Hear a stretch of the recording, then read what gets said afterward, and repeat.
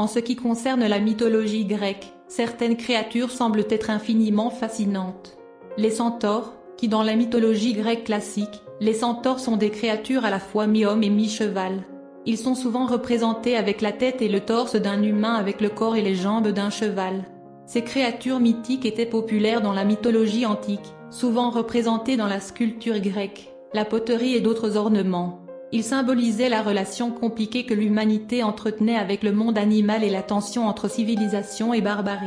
Malgré leur apparition fréquente dans les contes populaires, il n'y a pas d'origine claire du mythe du centaure dans la tradition grecque. Quoi qu'il en soit, les centaures restent l'une des créatures mythologiques les plus facilement reconnaissables, et ils sont toujours présents dans l'art moderne, les films et la littérature. Les anciens Grecs avaient de nombreuses histoires impliquant des centaures. Le plus notable des centaures grecs est Chiron, connu comme le tuteur du dieu de la médecine. Selon le mythe, Chiron est le tuteur d'Hercule et d'Achille. Il est souvent représenté brandissant une branche sur son épaule et avec moins de crins de cheval sur son corps. Sa représentation implique qu'il était considéré comme un centaure plus civilisé. D'autres centaures ont été décrits avec des qualités plus animales, incapables de se conformer à la société humaine. Les chercheurs insistent sur le fait que les centaures ont réellement existé. Les archéologues ont découvert des peintures rupestres représentant des créatures étranges et les ont appelées thérianthropes, des hybrides d'humains et d'animaux. Les chercheurs pensent que les artistes anciens ont fait la peinture à partir de la vie. Paul Tacon du musée australien de Sydney et l'anthropologue Christopher Chippendale de l'université de Cambridge affirment que ces hybrides, y compris les centaures, vivaient très probablement aux côtés des primitifs. En Australie et en Afrique du Sud, les chercheurs ont découvert des dizaines de peintures rupestres montrant des animaux à tête humaine et des humains à tête animale qui pourraient avoir plus de 32 000 ans. Ils ont eu la première étude détaillée de l'histoire des dessins étranges. L'étude a porté sur environ 5000 peintures rupestres de nos ancêtres. Les chercheurs ont systématisé la fréquence et les types de thérianthropes représentés et déterminé leur âge. Ils sont arrivés à la conclusion que les hommes animaux existaient réellement dans un passé lointain. Ils croient que les primitifs pouvaient difficilement dessiner ce qu'ils n'ont jamais vu. Les mythes de la Grèce antique et de Rome nous parlent aussi des hommes animaux, et les centaures sont les plus fréquents. Ce sont des créatures dont le torse humain se transforme en pied de cheval ou d'un autre animal, en taureau, en âne, en mouton et même en chèvre.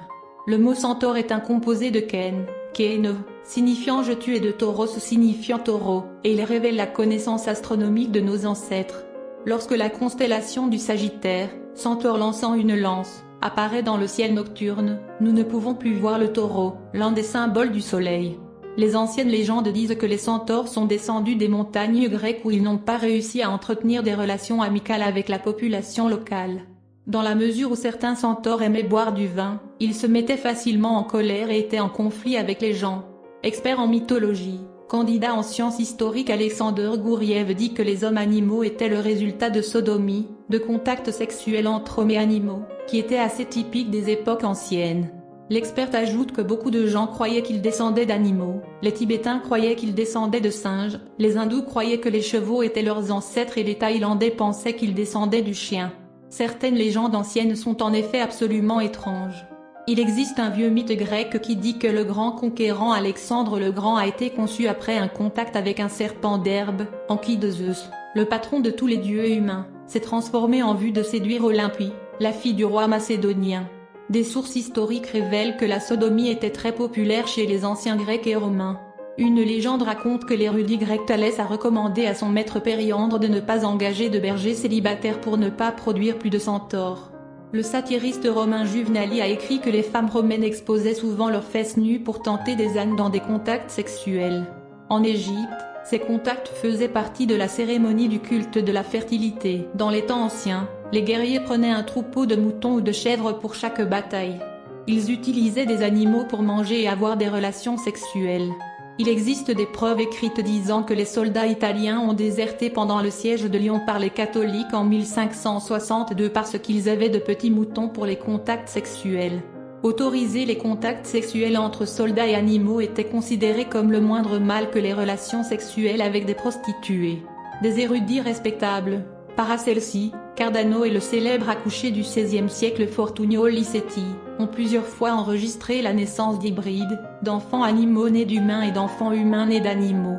Leurs notes mentionnent des chevaux, des éléphants, des chiens et même des lions.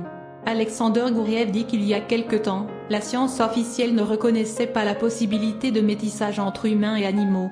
Mais récemment, des sources scientifiques fiables ont publié les résultats d'expériences génétiques à la suite desquelles les chercheurs ont obtenu des chimères dans des éprouvettes, des germes contenant une partie de cellules humaines et une partie de cellules animales.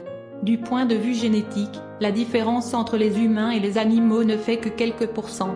Il n'est pas exclu que des mutations spontanées puissent avoir lieu dans de rares cas, et un métissage naturel est tout à fait possible dans ce cas. Se pourrait-il que les humains avec de telles mutations aient vécu à toutes les époques? Le célèbre anatomiste danois Thomas Bartholin a écrit qu'il avait vu une femme qui avait eu un bébé avec une tête de chat après avoir copulé avec un chat. Les livres de médecine des 19-20e siècles décrivent des cas de naissance d'humains animaux. À la fin du siècle dernier, certains chercheurs britanniques ont écrit sur les femmes noires vivant avec les gorilles. Les enfants nés à la suite de tels contacts pouvaient même faire un travail facile à la maison et même parler.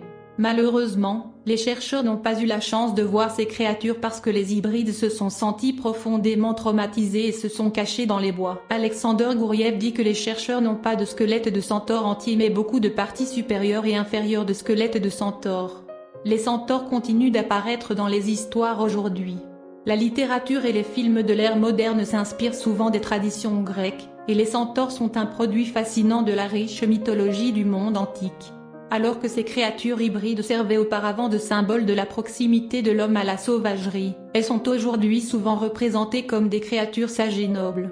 Par exemple, les centaures dans les chroniques de Narnia de C.S. Lewis sont des diseurs de bonne aventure et des astronomes doués.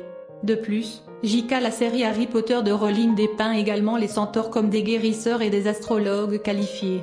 Les centaures ont une longue histoire depuis l'époque de la conception grecque, mais ce n'est pas un hasard s'ils apparaissent encore dans les histoires d'aujourd'hui.